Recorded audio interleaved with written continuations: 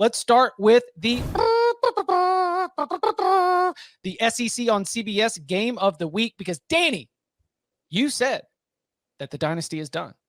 And we're looking at an Alabama team that needs to get up off the mat, that needs to find a way to throw a haymaker. And they go into Oxford to take on Ole Miss. They are double-digit favorites in the game. Ole Miss has had the week off to, sort of get ready for this, try and heal themselves. A long stretch for the Rebels before they finally got their break and their bye week. As you're looking at the matchup specifically, what do you think are some of the big keys to Alabama and Ole Miss? First of all, I do think if Lane Kiffin is a big fan of the Cover 3 pod, which he may or may not be, he's probably like, this is just more goat fuel, right? That's what he's been calling all the critics of Alabama. I mean, he almost feels it coming. And to be clear, like, Alabama could win out and it's still not dynasty, right? I mean, that's the point. Like, it's not like they're going to crumble. I'm not saying they're going to lose out and, be playing in the Music City Bowl. They're going to be relevant in college football. But for this game specifically, you know what I would like to see?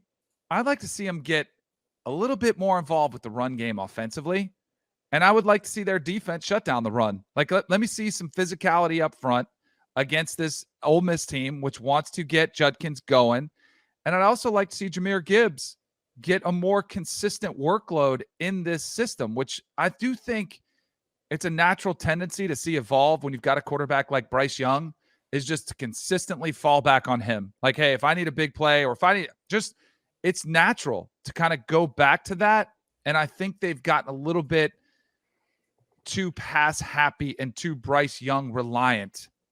And I think the weakness at receiver puts more pressure on Bryce Young to do that when maybe their best weapon is sitting there in the backfield. They kind of have to be Bryce Young reliant, though, because we talked about this a little bit Saturday night and then on Monday too. Just the scheme stinks.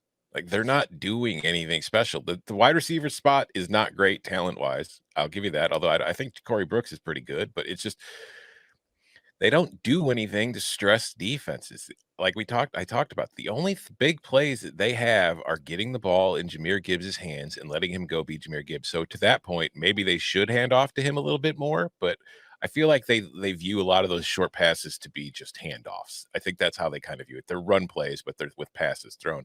But every other big play is just Bryce Young scrambling around in the pocket as nothing comes open and then moving around, and then somebody finally playing the fire drill and getting open and him finding him for a big play.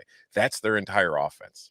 But they're averaging almost 6 yards a carry, but they're just getting away from it, But I don't think that's the other part too. I don't think their offensive line is all that good. I do think that, again, in this game, they should be able to run the ball. I think I look at Ole Miss, I look at this matchup, and I feel like, kind of like I talked about with Notre Dame a few weeks ago when they were playing Syracuse. Like, if there's ever a time where I feel like they could just lean on the run and dominate somebody, I do think this is the week where they could do it, and I wouldn't be surprised if we see them try to emphasize it a bit more, because this is a team that just doesn't like to run the ball. I don't know what it is, but they're not running the ball very often, which is so strange when you think about what Alabama kind of used to be. So to me, the yards per carry stat here is lying to us, right? Bama, if you look at Connolly's stuff, they're third in the nation in rushing explosiveness, but they're in like the low 50s in rushing success rate. So when they do hit a big one, it goes really big. And I think the Arkansas game is sort of instructive for that, or like some of the long runs they had against the really bad teams that they've played. But they're not staying ahead of the chains when they do use the run game. They're really not very good by Bama standards at running the football. On the other hand, they don't hit home runs in the pass game, but they do stay ahead of the chains and move the chains with the pass game. I think it's a really fun question for this weekend, though, because Ole Miss's run defense is terrible. If Bama can't run the ball against Ole Miss, then they have much bigger problems that I think we even discussed on the Saturday Night React and the Monday Upon Further Review shows. But like, I have other questions too. Will Alabama play hard? It concerns me that Nick Saban is talking about these guys still have something to play for. They had their individual draft stock. Okay. Second question. They might play hard. Will they play together? Ole Miss is a team with Lane Kiffin's offense that can embarrass you if you don't play good team defense. Now, Ole Miss passing game this year is really kind of down. Their receivers that they got are not special. The quarterback, I don't think they really have a home run in Jackson Dart, but they can run the ball pretty well. And Bama's run defense is not that bad. So, like, if Bama plays together, they should be able to win this game comfortably. The other thing is, last year, Nick Saban finally said, I'm done with this Lane Kiffin stuff, right? We're just going to run the football. We're going to play extremely slow tempo. I mean, they played like a Minnesota, Iowa level of tempo last year, limit possessions, and it really frustrated Ole Miss. So I'm curious, like, are they still able to do that on the road? Can they hold the football, just hog it, play an 11 possession game as opposed to like a 15-16 and just get out of there?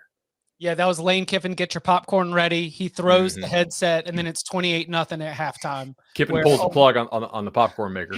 Yeah. I mean, he learned his lesson too, because he's doing the exact opposite this year. He's almost like, we have no chance. We have no chance. Saban's the best. Like, and I think that's the way you have to approach it. He tweeted the lessons of leadership, the John Kelsey book, as part of his preparation for the game.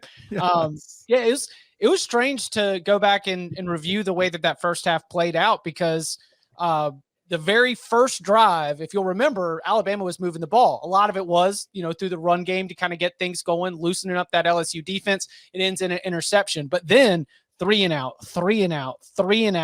like drive that can't get it done when you get into scoring position, settle for a field goal.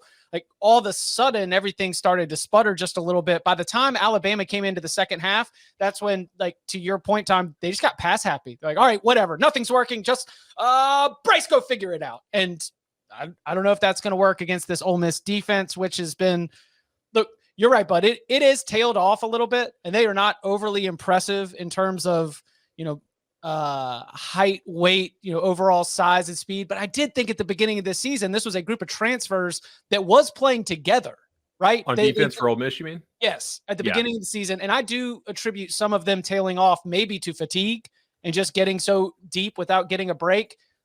I don't know if we'll see that early. I don't know if we'll see that late. But for me, that's a big key, is do we see an Ole Miss defense that got worse week after week after week heading into the bye? With a little bit of a refresher, do we see them come back and have a strong performance, especially with the extra week to scout? Is it possible they were always fraudulent in the run defensive category, and that we just, like, the opponents they played hid that fact?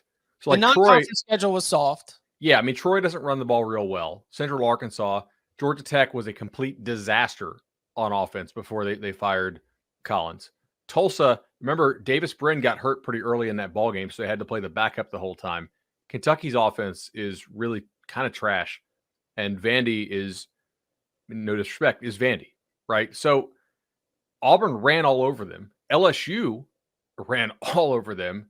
A&M ran all over them. I think, like, the three teams they've played with a pulse in a run game, Ole Miss has been shredded, like non-competitive run defense. So I'm kind of wondering if we were just fooled because the schedule was so soft in terms of opposing offenses.